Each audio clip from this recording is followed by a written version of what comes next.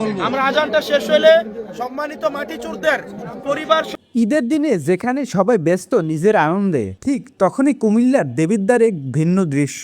মানুষের মাঝে গিয়ে ঈদের আনন্দ ভাগ করে নিছে হাসনাত আব্দুল্লাহ। ছোটদের দিচ্ছেন ঈদ সালামি, সাধারণ মানুষের খোঁজ নিচ্ছেন কি করছেন তিনি। চলুন বিস্তারিত জানি। ঈদুল ফিতরের দিনে দেবিদ্বারের বিভিন্ন এলাকায় ঘুরে ঘুরে মানুষের সাথে দেখা করেন হাসনাত আব্দুল্লাহ। তিনি সাধারণ মানুষের সাথে কুশল বিনিময় করেন, ঈদের দিনে শুভেচ্ছা জানান এবং বিশেষ করে ছোট শিশুদের হাতে তুলে দেন ঈদ সালাম। এতে পুরো এলাকায় তৈরি হয় এক আনন্দমুখর পরিবেশ। স্থানীয়রা বলেন, ঈদের দিনে এমনভাবে মানুষের পাশে দাঁড়ানো খুবই কমই দেখা যায়। তবে এখানেই শেষ নয়, ঈদের দিনও তিনি সামাজিক ইস্যুতে সক্রিয় ছিলেন।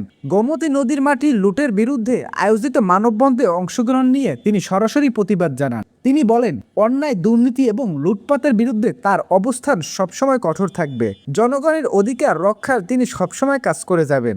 একদিকে ঈদের আনন্দ, অন্যদিকে মানুষের পাশে দাঁড়ানো এই উদ্যোগ, সব মিলিয়ে তার কার্যক্রম স্থানীয়দের মনে আলাদা একটা জায়গা করে নিয়েছে। ঈদের আসল শিক্ষা শুধু আনন্দ নয়, মানুষের পাশে দাঁড়ানো। এই বার্তাই যেন দিয়ে গেলেন হাসনাত আব্দুল্লাহ।